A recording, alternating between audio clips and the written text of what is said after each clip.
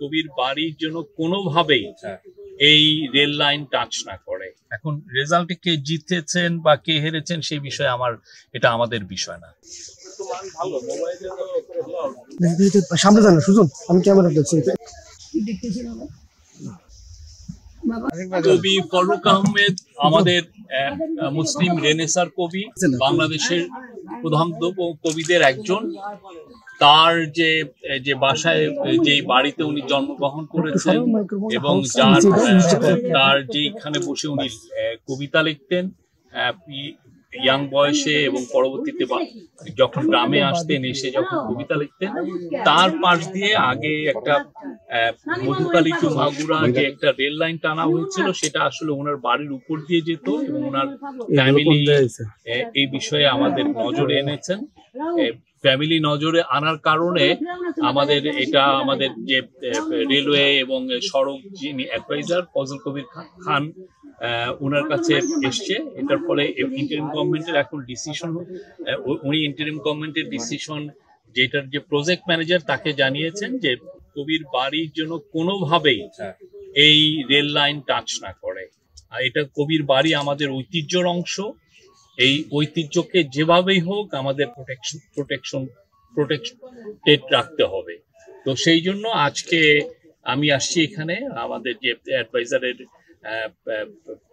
নির্দেশ মতো এসে আমরা দেখলাম যে অলরেডি ওনারা নতুন করে ড্রয়িং করেছেন, অ্যালাইনমেন্টটাও চেঞ্জ করেছেন। ফলে এখন কবি যেইখানে জন্মগ্রহণ করেছেন, কবির যেটা বাড়ি তার থেকে এখন 50 ফিট দূরে দিয়ে রেল লাইন যাচ্ছে, উপর দিয়ে রেল লাইন যাচ্ছে, নিচেও টাচ করবে না। হ্যাঁ, আর হচ্ছে কবি তারও পাশে একটা বাড়ি যেখানে কবিতা লিখতেন যেটা বলা হয়, তো তারও অনেক 10-12 ফুট দূরে দিয়ে যাচ্ছে।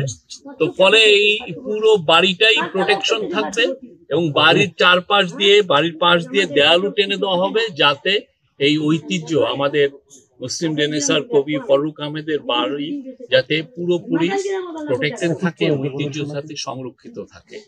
এই বিষয়ে মাগুরার ডিসি উনিও কাজ করছেন।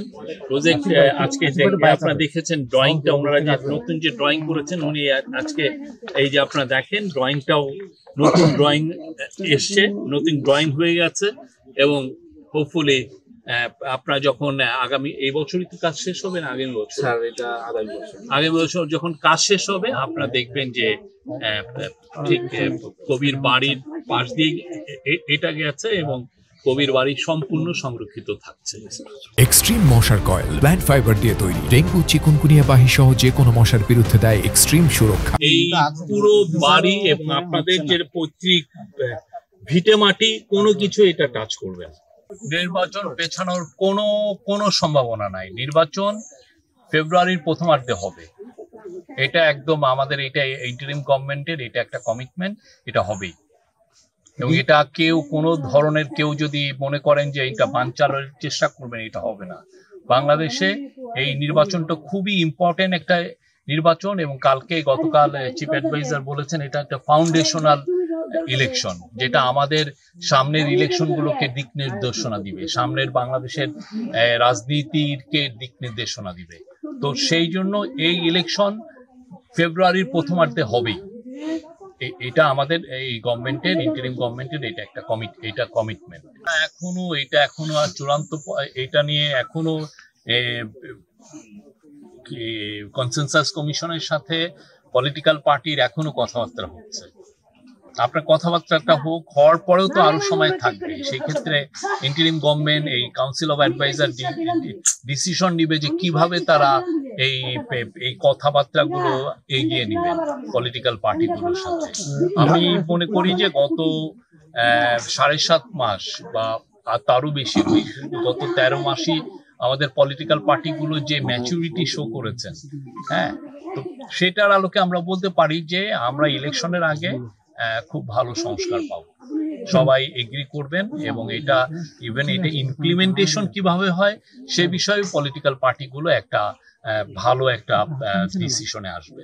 যে মত পার্থক্য, পলিটিক্যাল পার্টি থাকলে মত পার্থক্য থাকবে, না হলে আর ভিন্ন পার্টি কেন হয়, ঠিক না? আপনি যদি আমার মতোই হবেন তাহলে তো আপনি আমার পার্টি করবেন, তো সেই জন্য পলিটিক্যাল পার্টির মধ্যে ভিন্ন মতামত থাকবেই, কিন্তু ইলেকশন, আমরা আবারও বলছি, ইলেকশন ফেব্রুয়ারির 15 তারিখের মধ্যে হবে। ডাকসুর ইলেকশন তো আপনারা দেখেছেন, আমি কালকেও বলেছি যে ডাকসুর ইলেকশনটা আমাদের জন্য খুবই ইম্পর্টেন্ট একটা ইলেকশন ছিল, এবং এটার যদি আপনি দেখেন একটা শান্তি শৃঙ্খলা পুরোপুরি ছিল, কোনো একটা ঘটনা ঘটেনি।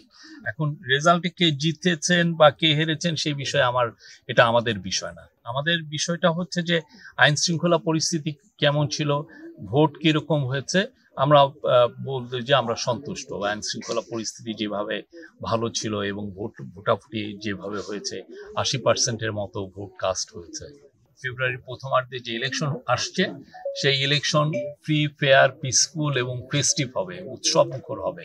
এবং আমরা মনে করি পুরো বাংলাদেশের সমস্ত মানুষ, যেই ভোটার হয়েছেন তিনি ভোট কেন্দ্রে আসবেন, তার ফ্যামিলি নিয়ে আসবেন, নিয়ে এসে ভোট দিয়ে যাবেন। ফ্যামিলি অবশ্যই ভোট কেন্দ্রে যাবেন না যারা ভোটার না, বাট সবাই মিলে উৎসব মুখর পরিবেশে আমরা এই ইলেকশনটাকে